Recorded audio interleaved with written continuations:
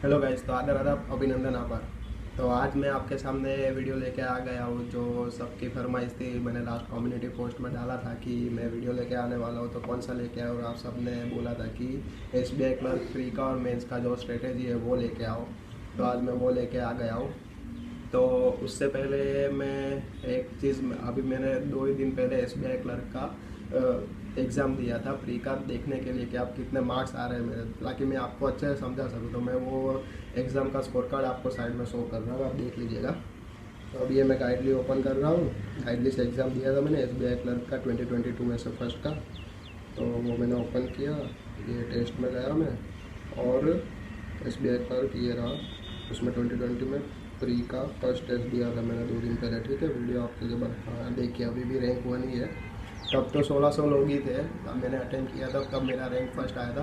और अब भी आप रैंक देख सकते हैं, 3705 लोगों ने एग्ज़ाम दे दिए, उसमें भी मेरा रैंक अभी तक 1 ही है, चेंज नहीं हुआ है। और आप मार्क्स देख सकते हैं 77.75 है। ठीक है, और मैं सेक्शनल वाइज दिखाऊँ तो देखिए आप, इंग्लिश में मैंने 20 अटैम्प्ट किए थे, क्योंकि इंग्लिश मुझे इसका टफ लगा था। उसमें से 16 सही है, 4 गलत हो गए। ठीक है, मेरे फिर न्यूमेरिकल एबिलिटी में मैंने 29 अटैम्प्ट किए थे, 29 सही हो गए। अब थोड़ी मेरी स्पीड घटी हो ऐसा मुझे लग रहा है, क्योंकि मैं 29, मुझे आते सब थे, 35 आते थे, और मैं अटैम्प्ट 29 ही कर सका था। थोड़ी स्पीड मेरी घटी है। और फिर है रीजनिंग में, देख सकते हैं आप, मैंने 35 अटैम्प्ट कर दिए थे 18 मिनट में। ठीक है, तो उसमें से एक गलत हो गया है, 34 सही हुए। तो मैं आपको पेपर का लेवल भी दिखा देता हूँ कि कैसा था। देखिए आप, स्टार्टिंग इंग्लिश हुआ। इंग्लिश में आप देख सकते हैं ये पूरा आरसी है, पूरा डेटाबेस आरसी है, और क्वेश्चन भी बड़े बड़े आरसी के। ठीक है, ये क्वेश्चन है, आप देख सकते हैं। तो आरसी इतना इजी था नहीं, पर मैंने अटेम्प्ट किए उसके थोड़े क्वेश्चन। फिर ये क्लोज टेस्ट है, आप देख सकते हैं। क्लोज टेस्ट में भी ये सब का मुझे, जिसको आता हो, जिसको क्या बोलते हैं वोकेब अच्छा हो, उसका वो अटेम्प्ट कर सकता है। पर जिसको ना आता उसके लिए थोड़ा टफ पड़ेगा। पर एक हम अनुमान लगा सकते हैं, अगर हमको थोड़ा भी आइडिया हो ना, तो हम अनुमान लगा के कर सकते हैं इसमें क्लोज टेस्ट में। ठीक है, तो ये क्लोज टेस्ट था। बाकी ये एरर डिटेक्शन वाला था, वो तो मैंने छोड़ दिया था। फिर ये कनेक्टर थे, और ऐसा था, तो मैं सिर्फ इसलिए दिखा रहा हूँ आपको। तो ये गाइडली हम बंद कर देते, अब आपके साथ बात करते। तो ऐसा था कि गाइडली से दिया, 77 मार्क्स पे ही फर्स्ट रैंक आ गया। क्यों आ गया? क्योंकि एग्ज़ाम टफ था मीन्स जो एग्ज़ाम लेवल का होता है उससे थोड़ा हाई लेवल का रहता है गाइडली में। तो हम क्या है, अगर अभी से हाई लेवल का करेंगे ना, तो एग्ज़ाम में हमको सब इजी लगेगा। अगर अभी हम लो लेवल का करेंगे तो एग्ज़ाम में अगर टफ आ गया, तो हमको ऐसा लगेगा कि यार ये तो मैंने किया नहीं है, क्यों, कैसे आ गया ये, तो आप वहाँ अटक जाओगे। पर अभी से हाई लेवल का करने लगोगे ना, तो आप अटकोगे नहीं। तो आप गाइडली का अगर टेस्ट मॉक अभी आपने ना लिया, लेना चाहते हो, तो ये मेरा कोड है, और ये अभी डिस्काउंट चल रहा है, वो आप ले सकते हो। बाकी हम आते हैं प्री की स्ट्रेटेजी पे, और फिर मेंस की प्री की मैं शॉर्ट में बताऊंगा, क्योंकि बहुत सारे लोग प्रिपेयर कर ही रहे हैं, और फिर मेंस में डिटेल में बताऊंगा। तो प्री में ऐसा है कि 100 क्वेश्चन होते हैं, 100 मार्क्स होते हैं, 30 इंग्लिश, 35 क्वांट एंड रीजनिंग। ठीक है, तो स्टार्टिंग इंग्लिश से होता है। तो इंग्लिश में तो कैसा है कि मेरे लास्ट टाइम भी मेरा मार्क्स बता देता हूँ। Last time SBI clerk pre में मेरे 76 मार्क्स थे, तब तो मैं इतनी प्रिपरेशन मेरी उस लेवल की थी ही नहीं। अभी मैं अगर ये साल दूँ ना, तो मैं दावे के साथ कह सकता हूँ मैं 80 प्लस या 85 प्लस मार्क्स ला सकता हूँ। पर अब तो मैं देने वाला हूँ नहीं, क्योंकि IBPS क्लर्क में सिलेक्शन हो गया है। तो एसबीआई क्लर्क में मैंने क्या गलतियाँ की थी मेंस में और प्री में, और आपको क्या नहीं करनी है, वो मैं आपको इस वीडियो में बताऊँगा। और कैसे करना है प्रिपरेशन वो बताऊँगा, तो अच्छा रहेगा आपको। तो पहला ऐसा है कि इंग्लिश है, तो आप प्री के लिए इंग्लिश में क्या कर सकते हो, तो प्री के लिए आप रोज़ मॉक दो। मैं 2 या 3 मॉक देता था रोज़। मैं आपको इतनी सजेस्ट नहीं करूँगा, आप 1 दो या 2 दो। आपको जैसे जैसे मज़ा आने लगेगा, आप कुछ ज़्यादा मॉक देने लगोगे। इंग्लिश में आप क्या कर सकते हो, ग्रामर्स के रूल पढ़ सकते हो। निमिषा बंसल के है 120 ग्रामर्स के रूल्स है, वो पढ़ सकते हो आप। फिर है आरसी, आप रोज 3 से 4 आरसी का डालो, वो आपको मेंस में और प्री में दोनों में काम आएगा। आपकी एक रीडिंग हैबिट बढ़ेगी, आप ज़्यादा रीड कर पाओगे, और ज़्यादा स्पीड में रीड कर पाओगे। आपको वर्ड समझ में आने लगेंगे, और कुछ अच्छे वर्ड हो, कुछ अच्छे वोकेब हो, तो आप उसमें से उठा के अपने नोट में लिख डालो। ज़्यादा वोकेब करने की ज़रूरत नहीं, क्योंकि वोकेब एक है ना, क्या है कि एक दरिया है, और दरिया हम मुट्ठी में नहीं ले सकते। ऐसे भी हम सारे वोकेब तो इंग्लिश के नहीं कर सकते, पर 150-200 कर दो जो अच्छे हो, और आपको लगे ये रिपीटेड पूछे जा रहे हैं, वैसे चुनो और कर दो 150-200। ठीक है, मैंने भी ऐसा ही किया था, 150-200 ही मैंने किए थे, ज़्यादा नहीं किए थे। तो वो वोकेब ढूंढो। आरसी करने से फ़ायदा क्या होगा, अभी प्री में तो नहीं बता रहा, वो मैं मेंस में डिस्कस करूँगा। बाकी प्री में अभी मैं बोल रहा हूँ कि 3 से 4 रोज आरसी कर दिया करो, ठीक है। छोटी छोटी या बड़ी बड़ी न्यूज़पेपर पढ़ो, ग्रामर रूल्स का मैंने आपको बता दिया है। बाकी तो आप चैप्टर टेस्ट है, सेक्शनल टेस्ट है, वो सब टेस्ट दिया करो। तो इंग्लिश में तो आपका एक्यूरेसी धीरे धीरे बढ़ने लगेगा अगर नहीं आ रहा है तो। और अगर अच्छे मार्क्स आ रहे हैं फिर तो कोई ज़रूरत है ही नहीं। बाकी रहा रीजनिंग, अब कोई भी क्लर्क के प्री में रीजनिंग बहुत ही इजी लेवल का होता है। आप 35 क्वेश्चन अटेम्प्ट कर सकते हो। जैसे कि मैंने SBI क्लर्क में 35 क्वेश्चन अटेम्प्ट कर दिए थे 15 मिनट में। IBPS क्लर्क में भी मैंने 35 अटेम्प्ट कर दिए थे, 14 या 15 मिनट में ही कर दिए थे। तो वो हो सकते हैं, मैं इसलिए बता रहा हूँ टाइमिंग भी साथ में, कि आप भले 20 मिनट ही ले लो, 5 मिनट बैठ के भी कुछ करना तो है नहीं। तो मेरा हो गया था तो ठीक है, बाकी आप 20 मिनट ले लो पर 35 अटेम्प्ट करो, और वो सही होने चाहिए, एक्यूरेसी होनी चाहिए आप में। और है क्वांट, तो क्वांट में 35 क्वेश्चन आप टारगेट रखो कि 27 प्लस तो मेरे को अटेम्प्ट करने ही है। और क्वांट में एक्यूरेसी सबकी रह ही जाती है, क्योंकि क्वांट में क्या है, कुछ गलती होने के चांसेस है नहीं। नंबर्स में क्या गलती करोगे, शायद 1-2 हो जाए तो हो जाए, बाकी उसमें फुल एक्यूरेसी रखनी है। और क्वांट में 27 प्लस अटेम्प्ट करना है। तो आपको टारगेट ऐसा रखना है कि लास्ट ईयर के कट ऑफ्स देखो आपके स्टेट का कितना जा रहा है, उससे 10 नंबर आगे लेके ही चलो। जैसे कि आपका स्टेट का जा रहा है 70, तो आप ऐसे दिमाग में लग के चलो कि मेरे को 80 लाने, 85 लाने, तभी आएंगे उतने, ठीक है। तो प्री का तो हो गया, मॉक्स दो, और कोई प्री का डाउट हो तो मुझे कमेंट में बता दीजिएगा। अब मैं आता हूँ मेंस पे। तो मेंस में है 200 मार्क्स का मेंस है, ठीक है। तो उसमें रीजनिंग 60 मार्क्स का है, क्वांट 50 मार्क्स का है, इंग्लिश 40 मार्क्स का है, और GA 50 मार्क्स का है। तो इस बार मेरा मेंस में स्कोर था 75.75, ठीक है। और कट ऑफ गया था 78.25, तो मेरे 2.5 मार्क्स कम थे। तो अब ये सेकंड वेटिंग लिस्ट में शायद मेरा नाम आ जाएगा, पर अभी तो मैं वेट नहीं कर रहा उसके लिए, पर आ जाएगा शायद। तो ऐसा है कि तब मैंने बहुत सारी गलतियाँ की थी। तो क्या गलतियाँ की थी मैंने और क्या आपको नहीं करनी है, वो मैं आपको बता रहा हूँ। तो मैंने GA में लास्ट टाइम ऐसा था कि तब तो मेरा सेकेंड ही एग्जाम था IBPS PO के बाद। IBPS PO मैंने फर्स्ट टाइम क्लियर किया, मेंस क्लियर किया, इंटरव्यू क्लियर किया, ठीक है। और उसमें मैं फाइनल कट ऑफ में 1.5 या 2 मार्क्स से रह गया था। तो उसके बाद डायरेक्ट SBI क्लर्क आया था, तो उतनी मेरी प्रिपरेशन थी नहीं, क्योंकि सेकेंड ही एग्ज़ाम था मेरा। तो मैंने GA किया था, वो ऐसा किया था कि मैंने ऊपर से ही कर रहा था। मैंने अफेयर्स क्लाउड से किया था, और आशीष गौतम सर का जो वीडियोस है वो देखता था, पर मैं उस डिटेल में नहीं जाता था। मैं ऊपर से ही कर रहा था, क्योंकि मुझे GA पढ़ने में बहुत कंटाला आता था, ठीक है।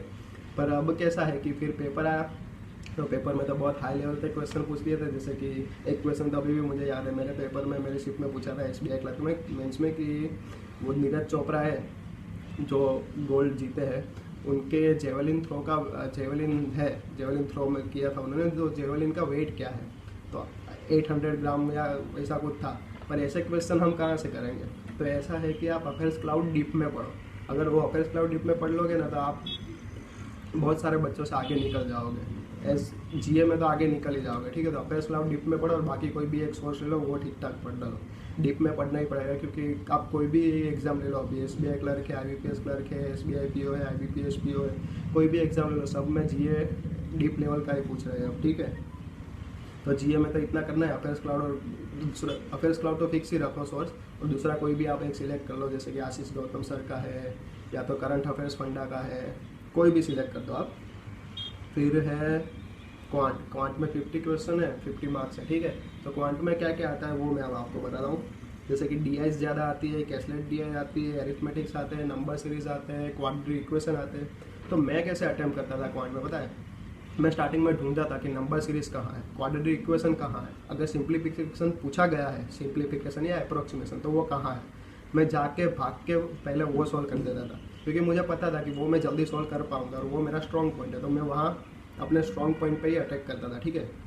आपको भी पहले वही करना है। तो स्ट्रॉन्ग पॉइंट पे अटैक करो, वो सब हो जाए, फिर आओ DI पे। फिर मैं DI कैसे ढूंढता था, कैसलेट नहीं ढूंढता था मैं, पहले बार ग्राफ या पाई चार्ट या ऐसे भी कोई भी हो, वो DI ढूंढता था, वो सॉल्व करता था। उसके बाद अगर मेरे को कैसलेट की 2-3 लाइन पढ़ूँ और पता चले कि नहीं मैं ये कर पाऊंगा तो ठीक है, बाकी वो ऐसे ही छोड़ के मैं एरिथमेटिक पे कूदता था। फिर एरिथमेटिक करता था। एरिथमेटिक में कौन सा मेरा स्ट्रॉन्ग पार्ट है, मेरा तो एरिथमेटिक में सब टॉपिक कर डाले, इंक्लूडिंग मेंसुरेशन, प्रोबेबिलिटी, जो ये थोड़े टॉपिक होते हैं, परम्यूटेशन, कॉम्बिनेशन, जो लोग छोड़ देते हैं कि नहीं आते हैं हमको और छोड़ ही देते हैं, पर मेरे तो वो भी स्ट्रॉन्ग है। तो मैंने कोई भी अरिथमेटिक से उठा के मैं सॉल्व करने लगता था। पर आपका जो स्ट्रॉन्ग पॉइंट हो, जैसे कि आपका स्ट्रॉन्ग पॉइंट है टाइम एंड वर्क, तो वो क्वेश्चन कर डालो।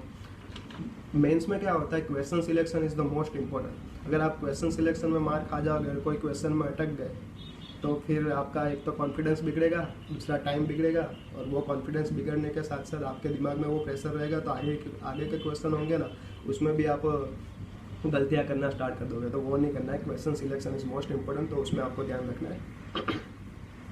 फिर है क्वांट में तो ऐसा है, बाकी क्वांट के लिए आप ऐसा कर सकते हो, मैं मेंस के भी रोज़ मॉक देता था मेंस के भी रोज़ मॉक देता था, अलग अलग सोर्स से। अभी तो मैं गाइडली का ही बता रहा हूँ, बाकी अलग अलग सोर्स, बहुत सारे सोर्स है। ऐसा नहीं कि मैं सब खरीदता था, एक दो सोर्स मैंने अपने फ्रेंड से उन्होंने खरीदे थे तो ले लिए थे, एक दो सोर्स में जो फ्री टेस्ट होते हैं वो मैं देता था, पर हर सोर्स से मैं एग्ज़ाम तो देता ही था, ताकि मुझे पता चले कि मैं सिर्फ जैसे कि मैं टेक्स्ट बुक के मॉक दूँ और उसमें मेरे ज़्यादा मार्क्स आ जाए, तो एक में ही ज़्यादा आ जाए तो पता नहीं चलेगा ना। गाइडली के भी दूँ, इसके भी दूँ, उसके भी दूँ, सब में देखो कि मेरे अच्छे मार्क्स आ रहे हैं या एक में ही आ रहे हैं, तो वो एक अच्छी बात है। तो आप भी सब में से फ्री दो या कोई फ्रेंड का ले लो, उसमें से दो, वो ठीक है। और क्वांट में आप ऐसा कर सकते हो कि नंबर ऑफ क्वेश्चन सॉल्व करो, ताकि एग्जाम में आपका हाथ उस स्पीड में चलने लगे। वो क्वेश्चन देख के आपको ऐसा नहीं लगना चाहिए कि यार ये कोई नया क्वेश्चन है, आपको ऐसा ही लगना चाहिए कि ये मैंने मॉक में सॉल्व कर दिया है और अब यहाँ पे सिर्फ प्रैक्टिस करनी है मेरे को सॉल्व करना है, तो हो ही जाएगा आपसे। तो नंबर ऑफ क्वेश्चन सॉल्व करो। कहाँ से करोगे? मॉक्स दो, चैप्टर वाइज दो, सेक्शनल वाइज दो, फुल मॉक दो, गूगल से पीडीएफ्स डाउनलोड करो, गाइडली का पीडीएफ बंडल ले लो, उसमें से करो, कुछ भी करो, पर नंबर ऑफ क्वेश्चन सॉल्व करो, ठीक है। तो क्वांट में तो ऐसे हो जाएगा। फिर आइए बात इंग्लिश की। तो इंग्लिश में इसमें आता है पैराजम्बल आता है, आरसी आती है, वर्ड स्वैप आते हैं, एरर डिटेक्शन आता है, वर्ड रीअरेंजमेंट आता है, कभी कभी कनेक्टर पूछ लेते हैं, फिल इन द ब्लैंक्स या क्लोज टेस्ट आता है। तो इसमें आप कैसे करोगे?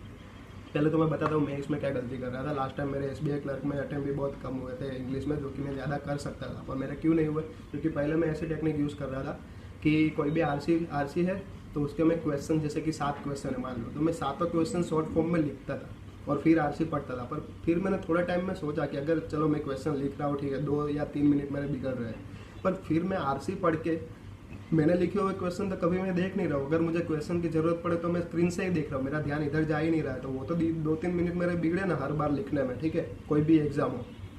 फिर एसबीआई क्लर्क में तो ये मेरी गलती हो गई, तो क्वेश्चन कम अटेम्प्ट हुए, पर उसके बाद मैंने ये गलती नहीं होने दी, मैंने क्वेश्चन लिखना छोड़ दिया। फिर मैं कैसे करता था? मैं ऐसे करता था, कोई भी आरसी स्टार्ट हो तो उसका फर्स्ट क्वेश्चन पढ़ लूँ मैं और आरसी पढ़ना स्टार्ट कर दूँ। फर्स्ट क्वेश्चन का आंसर 95% फर्स्ट पैराग्राफ में होता ही है। मैंने ऐसा नहीं बोल रहा होता ही है, पर 95% मैंने देखा है कि होता ही है। आप पैराग्राफ पढ़ना स्टार्ट कर दो, फर्स्ट क्वेश्चन का आंसर आ जाए, वो टिक करके फिर दूसरा क्वेश्चन पढ़ो और जहाँ से आरसी छोड़िए फिर से पढ़ना स्टार्ट कर दो। ऐसे आप कंटिन्यू करो, ठीक है। तो आरसी आपको इजी लगेगी। और मैं आरसी पहले छूटा भी नहीं था। पहले मैं क्या करता था, जैसे कि ये मिस क्वेश्चन है, जैसे कि है क्लोज टेस्ट है, मैंने बताया, कनेक्टर्स है, फिर वर्ड स्वैपिंग है, ऐसे सब मैं पहले करता था। फिर मैं करता था आरसी पे, और लास्ट में मैं पैरा जंबल रखता था, क्योंकि पैरा जंबल में क्या है, मुझे आराम से देखना होता है कि कहीं मैं कुछ मिस तो नहीं कर रहा हूँ पेयर बनाने में, स्टार्टिंग स्टेटमेंट ढूंढने में या एंडिंग स्टेटमेंट ढूंढने में या कुछ भी। तो मेरे को पैरा जंबल में टाइम चाहिए होता है, तो मैं वो उसको लास्ट में रखता हूँ, ताकि कोई प्रेशर ना हो कि मेरे को इसके बाद ये भी करना है। जो भी आपको लगे ना, जैसा कि इसमें मेरे को टाइम चाहिए, तो वो चीज़ लास्ट में रखो, क्योंकि उसके बाद प्रेशर नहीं आना चाहिए कि यार ये खत्म करके मेरे को ये भी करना है। पैरा जंबल में लास्ट में इसलिए रखता है क्योंकि मुझे पता था कि पैरा जंबल के बाद मेरे को कुछ नहीं करना है, तो भाई तू ये कर ले। तो ऐसा है इंग्लिश में। और इंग्लिश में मैंने आपको बताया, अब मैं बताता हूँ आरसी पढ़ने के, रोज़ 3-4 आरसी पढ़ने के फ़ायदे क्या है, ठीक है। तो रोज़ आप 3-4 आरसी पढ़ोगे ना, उसके फ़ायदे फर्स्ट ये होगा कि आपको फिल इन द ब्लैंक्स या क्लोज टेस्ट में आसानी रहेगी, आपको पता चलने लगेगा कि आगे क्या आ रहा है, आप खुद ही समझने लगोगे और फिर ऑप्शन देख के आपको समझ आ जाएगा कि यही होगा, आप कर पाओगे, ठीक है। फिर आता है आपकी, मैंने बताया जैसे कि रीडिंग स्पीड बढ़ेगी, और आपको क्या है कि कुछ वोकेब आपको अंदर से मिल जाएंगे, वो भी मैंने बताया आपको। और फिर अगर आप आरसी पढ़ रहे हो तो आपको पता भी, वो मीन्स रोज़ 3-4 आरसी पढ़ रहे हो न्यूज़पेपर में से या एडिटोरियल में से कहीं से भी, तो आपको ये पता चलने लगेगा कि इसमें एरर क्या है, आप एरर भी ढूंढो। अब बहुत पढ़ोगे ना तो आपको ये भी पता चलने लगेगा कि ये नहीं यार, इसके बाद तो यही आना चाहिए, यहाँ कुछ एरर है, वो भी आपको एक ज़्यादा समझ आने लगेगा। आरसी तो हो ही रही है, तो 3-4 टॉपिक हो रहे हैं सिर्फ आरसी दिन में 3-4 करने से, तो आरसी तो करो ही। ग्रामर रूल पढ़ लो निमिषा बंसल के 120, में तो वही पढ़ता हूँ। न्यूज़पेपर पढ़ो, मैं वो पढ़ता हूँ। अभी आरबीआई ग्रेड बी की प्रिपरेशन कर रहा हूँ, तो अभी इंग्लिश न्यूज़पेपर पढ़ रहा हूँ मैं। फिर इंग्लिश में तो बस इतना करो और मॉक देते रहो। और आपके अगर कुछ डाउट हो या मार्क्स कम आ रहे हैं या किस में कम आ रहे हैं तो आप मुझे यूट्यूब पे कनेक्ट कर सकते हो, टेलीग्राम पे, इंस्टाग्राम पे बहुत सारे बच्चे मेरे को कनेक्ट करते हैं, पूछते हैं और मैं उसको गाइड भी करता हूँ। तो इंग्लिश में ऐसा है। रही बात रीजनिंग की, तो रीजनिंग में लास्ट टाइम मैंने 25 अटैम्प्ट किए थे। पेपर थोड़ा ऐसा लग रहा था कि लेंथी था, टफ नहीं था, लेंथी था। पर इसमें क्या होता है कि आपको आना चाहिए कि कौन से क्वेश्चन मेरे लिए बने। जैसे कि मुझे पता है कि मैं पहले पजल सॉल्व नहीं करता, मैं पहले क्या करता हूँ कि जो दूसरे पार्ट्स है जैसे कि सिलोजिज्म है, इनइक्वालिटी है, इनपुट आउटपुट है, रैंकिंग एंड ऑर्डर है, फिर वर्ड प्रॉब्लम है, वो सब मैं पहले सॉल्व कर देता हूँ, फिर पजल पे आता हूँ। ठीक है। और पजल में भी मैं क्या स्टार्ट करता हूँ, जैसे कि मुझे पता है कि कोई भी बॉक्स बेस्ड पजल है या ईयर बेस है या फ्लोर बेस है। ठीक है। वो पजल कितनी भी टफ हो, कितने भी वेरिएबल दे दिए हो उसमें, वो पजल मेरी हमेशा सॉल्व हो ही जाती है, और वो भी कम से कम टाइम में। तो मैं वो पजल पहले सॉल्व करता हूँ, वो मेरा स्ट्रॉन्ग पार्ट है। आपका भी कुछ तो स्ट्रॉन्ग पार्ट होगा ही, तो आप उस पर जंप करो पहले, क्योंकि वो मार्क्स जाने नहीं चाहिए। अगर आप टफ चूज़ करोगे क्वेश्चन, वो होगा नहीं, वापस मैंने वो बताया, वो स्ट्रेस आने लगेगा, फिर आपका जो स्ट्रॉन्ग पार्ट होगा उसमें भी आप गलतियाँ करोगे, तो वो नहीं करना है। आपको अपने स्ट्रॉन्ग पार्ट पे रहना है और उसमें ज़्यादा से ज़्यादा क्वेश्चन कवर करने की कोशिश करनी है। और आपको पहले से ही प्लान बना के रखना है कि यार मेंस का कट ऑफ इतना गया है, मेरे को इस टाइम इतना तो लाना ही पड़ेगा, तो मैं सब बच्चों से आगे निकल जाऊँगा। ऐसे कट ऑफ थोड़ा अपने मन में हाई रखो और ऐसे प्रिपरेशन चालू कर दो प्री की और मेंस की, और ज़्यादा से ज़्यादा मॉक्स देने की कोशिश करो। बस यही था मेरे आपके लिए तो। और आपको कुछ डाउट हो कि सर इसमें कुछ भी डाउट हो, आप इसमें बताइए कहीं भी, और जो मैंने सोर्सेस बताए मुझसे कनेक्ट करने के, कहीं भी बता दीजिए, मैं आपके डाउट सॉल्व करता ही और करूँगा ही। ओके, जय हिंद।